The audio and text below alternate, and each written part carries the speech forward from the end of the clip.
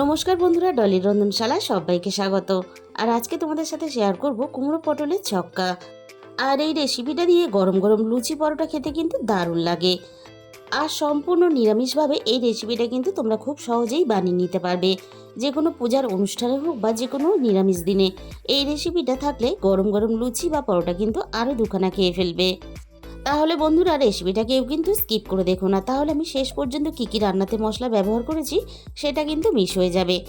তোমরা হয়তো কুমড়ো পটলের ছক্কা বা কুমড়োর ছক্কা অনেক রকমভাবে রান্না করে খেয়েছো, তবে আমি যে পদ্ধতিতে এই রান্নাটা করেছি এই পদ্ধতিতে একবার যদি রান্না করো তাহলে কিন্তু বারবার রান্না করতে ইচ্ছে করবে। এতটাই টেস্টি হয় এই রেসিপিটা। আমি এখানে কুমড়ো, পটল, ছোলা সব কিছু কিন্তু রেডি করে নিয়েছি রান্নার জন্য। এবারে আমি মূল রান্নার দিকে চলে এসেছি।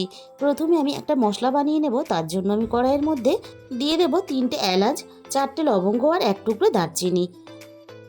গরম মশলা কিন্তু অন্য মশলার থেকে ভাজতে একটু সময় লাগে, তাই গরম মশলাটাকে আমি প্রথমে ভালোভাবে ভেজে নেব। গরম মশলাটা খুব ভালোভাবে ভেজে নেওয়ার পরে আমি এখানে দিয়ে দিলাম 1 চামচ পরিমাণ গোটা ধনে। আর আমি এখানে দিয়ে দিলাম 1 চামচ পরিমাণ মৌরি। আর এখানে দিয়ে দেব 1 চামচ পরিমাণ গোটা জিরে। আমি কিন্তু সমস্ত মশলা এখানে চায়ের চামচের মাপ করে রান্নাতে ব্যবহার করেছি। এবার আমি সমস্ত মশলা কয়েক সেকেন্ড নাড়াচাড়া করে খুব ভালোভাবে ভেজে নেব একসাথে। যখন মশলা থেকে সুন্দর একটা মিষ্টি গন্ধ বেরিয়ে আসবে তখন কিন্তু আমি নামিয়ে নেব। সমস্ত মশলা আমি একসাথে খুব ভালোভাবে ভেজে নিয়ে আমি মিক্সির জারের মধ্যে নিয়ে নিয়েছি। মশলাগুলো খুব ভালোভাবে ঠান্ডা হওয়ার পরে আমি গুঁড়ো করে নেব। এবার আমি কড়াইয়ের মধ্যে পরিমাণ মতো সর্ষের তেল দিয়ে দিলাম। তেলটা আমি খুব ভালোভাবে গরম করে নিয়েছি। আর আগে থেকে আমি মাঝারি সাইজের একটা আলু কেটে রেখেছিলাম। আলুগুলো ভাজার জন্য তেলের মধ্যে দিয়ে দিলাম। আর এই রান্নার জন্য আলুগুলোকে আমি প্রথমে ভেজে নেব। আর আলুগুলোকে একটু নাড়াচাড়া করে একটু সময় নিয়ে খুব ভালোভাবে বেশ একটু লালচে করে ভেজে নেব। আলুগুলো আমি 3 থেকে 4 মিনিটের মতো নাড়াচাড়া করে বেশ দেখো লালচে করে ভেজে নিয়েছি। এবার আমি আলুর সাথেই দিয়ে দেব কেটে রাখা সমস্ত পটলগুলো।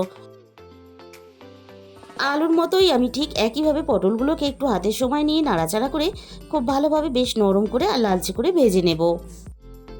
পটলটা এদিকে ভালোভাবে ভাজা হতে থাক, এই ফাঁকে আমি একটা মশলা বানিয়ে নেব। তার জন্য আমি এখানে মিক্সির জার নিয়ে নিয়েছি। মিক্সির জারের মধ্যে আমি দিয়ে দিলাম আর রান্নার প্রয়োজন মতো অল্প একটু আদা কুচি। আর সাথে দিয়ে দিলাম আমি এখানে 2টো কাঁচা লঙ্কা। আমি কিন্তু এখানে কাঁচা লঙ্কার ঝালে রান্নাটা করব, তাই দিয়ে দিলাম ঝালের জন্য 2টো কাঁচা লঙ্কা। আর সাথে দিয়ে দিলাম একটা বড় সাইজের টমেটো কুচি। এবার আমি এখানে অল্প পরিমাণ জল দিয়ে দেব। এবার আমি সবকিছু একসাথে একটা মিহি পেস্ট বানিয়ে রেডি করে নিয়েছি। মশলাটা আমি একটা সাইডে রেখে আবারও আমি রান্নার দিকে চলে যাব। আলু আর পটল একসাথে নাড়াচাড়া করে পটলগুলো আমি খুব ভালোভাবে ভেজে নিয়েছি। এবার আমি এখানে দিয়ে দেব কেটে রাখা কুমড়োগুলো। এবার আমি এখানে দিয়ে দেব স্বাদ মতো লবণ। কুমড়ো, পটল, আলু সব কিছু আমি একসাথেই ভেজে রান্নাটা করব। তোমরা যদি চাও তাহলে কিন্তু সমস্ত সবজি বা আলু আলাদা করেও ভেজে রান্নাটা করতে পারো। এবার আমি কুমড়োটা ও আলু পটলের সাথে নাড়াচাড়া করে খুব ভালোভাবে ভেজে নেব। আলু, পটল, কুমড়ো সব কিছু একসাথে নাড়াচাড়া করে আমার খুব ভালোভাবে ভাজা রেডি হয়ে গেছে। এবার সমস্ত আলু, পটল, কুমড়ো আমি কড়াই থেকে নামিয়ে নেব।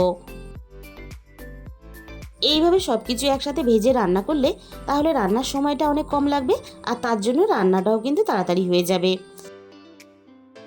এবার ওই একই তেলের মধ্যে আমি ফোড়নে দিয়ে দিলাম 1/2 চামচ পরিমাণ 5 ফোড়ন। আর সাথে আমি দিয়ে দেব 2টো শুকনো লঙ্কা। এবার আমি ফোড়নে দিয়ে দেব একটা তেজপাতা কুচি। এবার আমি ফোড়নটা 30 থেকে 40 সেকেন্ডের মতন একটু নাড়াচাড়া করে ভেজে নেব, ফোড়ন থেকে সুন্দর একটা মিষ্টি গন্ধ বেরিয়ে আসা পর্যন্ত। ফোড়নটাকে আমি ভেজে নিয়ে এবার আমি রেডি করা মশলাটা দিয়ে দিলাম।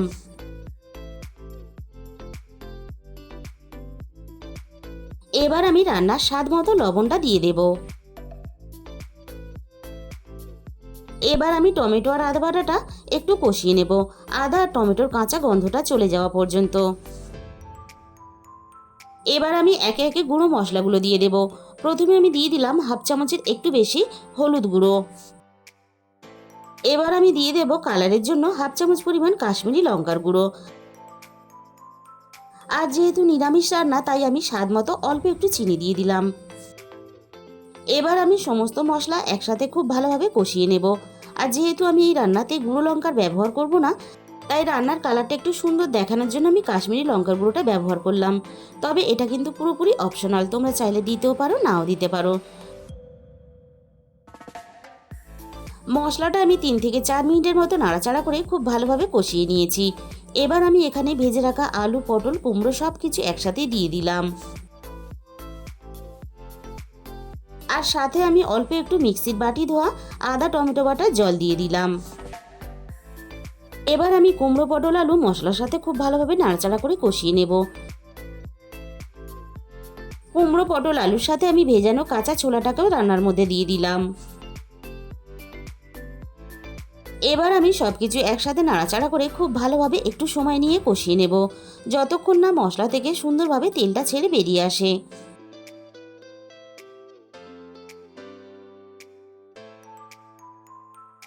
আর বন্ধুরা, রান্নাটা পুরোপুরি নিরামিষ হলেও খেতে কিন্তু দুর্দান্ত লাগে। সব কিছু একসাথে খুব ভালোভাবে নাড়াচাড়া করে কষিয়ে নিয়ে এবার আমি রান্নার মধ্যে অল্প একটু কোরানো নারকেল দিয়ে দিলাম। খুব বেশি নারকেল দেওয়ার প্রয়োজন নেই, অল্প একটু নারকেল দিলে কিন্তু রান্নাটা বেশ মাখা মাখা হবে আর রান্নার স্বাদটাও খুব ভালো হয় আর খেতেও তার জন্য খুবই ভালো লাগে। মিনিট 3 মতো আমি নারকেলটাকে সব কিছুর সাথে কষিয়ে নেব, এতে নারকেলের কাঁচা গন্ধটা চলে যাবে। নারকেলটা আমি সব কিছুর সাথে খুব ভালোভাবে মিশিয়ে কষিয়ে নিয়েছি। এবার আমি এখানে রান্নায় প্রয়োজন মতো জল দিয়ে দিলাম। যেহেতু রান্নাটা একটু মাখা মাখা হবে তাই কিন্তু আমি রান্নাতে খুব বেশি জল ব্যবহার করলাম না। এবার আমি সব কিছু একসাথে নাড়াচাড়া করে খুব ভালোভাবে মিশিয়ে দেব। আর কুমড়ো, পটল, আলু সব কিছু খুব ভালোভাবে সিদ্ধ হওয়ার জন্য আমি এখানে কিছুক্ষণের জন্য ঢাকা দিয়ে দিলাম। মিনিট 15-20 পরে আমি কড়াই থেকে ঢাকাটাকে সরিয়ে নিলাম। আবারও আমি রান্নাটা একটু নাড়াচাড়া করে নিলাম। কুমড়ো, পটল, আলু, ছোলা সব কিছু একসাথে খুব ভালোভাবে সিদ্ধ হয়ে গেছে। আর রান্নাটা কিন্তু ঠিক এরকম মাখা মাখা করতে হবে, তাহলে কিন্তু খেতে বেশি ভালো লাগবে। এবার আমি এখানে দিয়ে দিলাম 1/2 চামচ পরিমাণ ঘি। আর অল্প একটু ঘি দিলে তাহলে রান্নার ফ্লেভারটা কিন্তু দারুণ আসে। যে ভাজা মশলাটাকে আমি প্রথমে রেডি করেছিলাম সেই মশলাটা আমি গুঁড়ো করে রান্নার মধ্যে দিয়ে দিলাম। তাহলে বন্ধুরা, একদিন হলেও তোমরা অবশ্যই এই রেসিপিটা ট্রাই করে দেখো। আর তোমাদের যদি আজকের এই রেসিপিটা ভালো লাগে প্লিজ একটা ভিডিওতে লাইক করে দিও আর নিজেদের বন্ধুদের মধ্যে শেয়ার করে দিও। আর যে সমস্ত নতুন বন্ধুরা এখনও পর্যন্ত আমার চ্যানেলটাকে সাবস্ক্রাইব করনি, আমার চ্যানেলটাকে সাবস্ক্রাইব করে পাশে থাকা বেল আইকনটা ক্লিক করে অল করে দিও। তাহলে আমি যখনই কোনো নতুন রেসিপি আপলোড করব সবার আগে তোমার কাছে পৌঁছে যাবে। আর তোমাদের মূল্যবান সময় দিয়ে আমার এই রেসিপিটা শেষ পর্যন্ত দেখার জন্য এতক্ষণ সময় ধরে তোমাদের সবাইকে অসংখ্য ধন্যবাদ। আজকে তাহলে এই পর্যন্ত, দেখা হবে অন্য কোনো রেসিপির সাথে।